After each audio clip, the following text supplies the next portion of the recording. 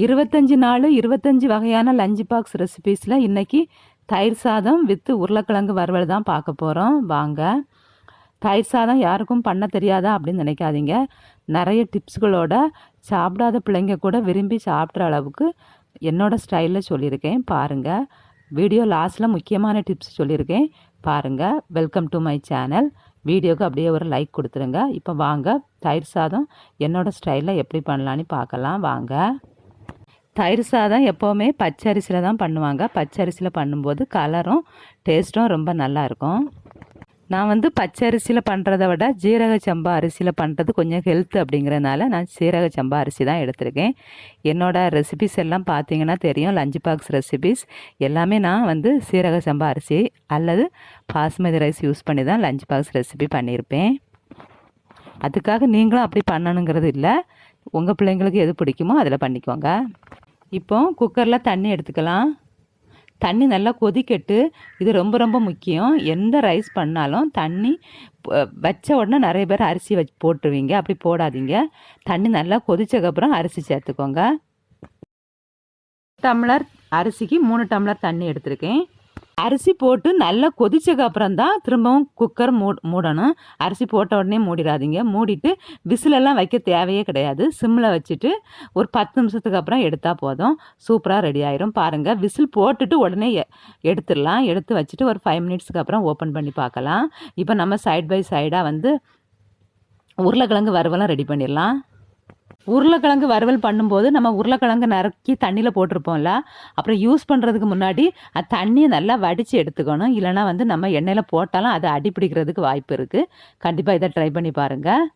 அதே மாதிரி உருளைக்கிழங்கை எண்ணெயில் சேர்த்த உடனே உப்பு போட்டுருங்க. அப்போவும் அடிப்பிடிக்கிறது ரொம்ப கம்மியாகும். எடுத்து ஒரு நிமிஷத்துக்கு ஒருக்கா கண்டிப்பாக எடுத்து கிளறி விட்டுட்டே இருக்கணும். அது வேகட்டு.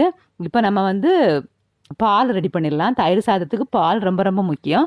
சிலவங்க வெறும் தயிரில் பண்ணுவாங்க. அப்படி பண்ணாதீங்க. பாலையும் யூஸ் பண்ணுங்க.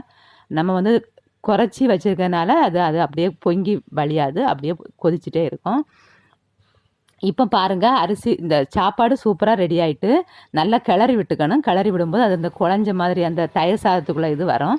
நல்லா கிளறி விட்டுக்கணும்.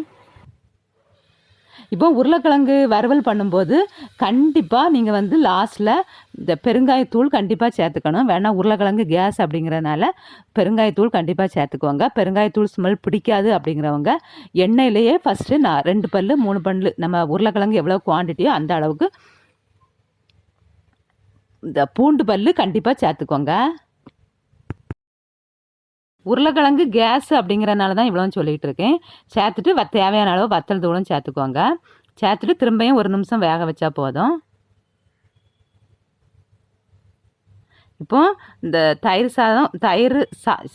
சாதம் கொஞ்சம் நல்லா ஆறி வந்ததுக்கப்புறமா தேவையான அளவு தயிர் சேர்த்துக்கோங்க. தயிர் எவ்வளவும் சேர்த்துக்கலாம். தயிர் நல்லா சேர்த்துக்கோங்க. சேர்த்துட்டு நல்லா மிக்ஸ் பண்ணி வச்சுருங்க. கொஞ்சம் ஆறுனதுக்கு அப்புறமேல் உடனே பால் சேர்க்கக்கூடாது. கொஞ்சம் ஆறுனதுக்கப்புறம் பால் சேர்த்துக்கணும். பால் ரொம்ப ரொம்ப முக்கியம். தண்ணி விடாமல் நல்லா சுண்டை காய்ச்சிக்கோங்க. இப்போ இந்த ஸ்டேஜில் நம்ம எண்ணெயில் கடுகு, இஞ்சி, கருவேப்பிலை எல்லாமே தாளித்து கொட்டலாம். ஆனால் என் மக அதை பொறுக்கிட்டு இருக்கணும். அவளுக்கு பிடிக்காது. அதனால் அவள் அதை எடுத்து போடுவாள். அதை எடுத்து போடுறது கஷ்டமாக இருக்குது. வாயில் கடி போடும்போது இதாக இருக்குதுன்னு சொல்லுவாள். அதனால் நான் இப்படியே கொடுத்துருவேன். உங்கள் பிள்ளைங்களுக்கு அது பிடிக்கும்னா நீங்கள் கண்டிப்பாக அந்த ஸ்டேஜில் அதெல்லாம் வதக்கி சேர்த்துக்கோங்க. கொஞ்சம் ஆறுன அப்புறம் சேர்த்துக்கோங்க. இப்போ சம்மர் சீசன் ஆரம்பித்தாச்சு. வாரத்தில் 2 நாள் 3 நாள் கூட கண்டிப்பாக தயிர் சாதம் சாப்பிட்லாம். ஒன்றும் தப்பு இல்லை. நான் சொல்லியிருந்தேன்ல வீடியோவில் ஃபஸ்ட்டு லாஸ்ட்டில் ஒரு சூப்பர் டிப்ஸ் சொல்கிறேன்னு. இதுதான். ஆயில் தேவையில்லை.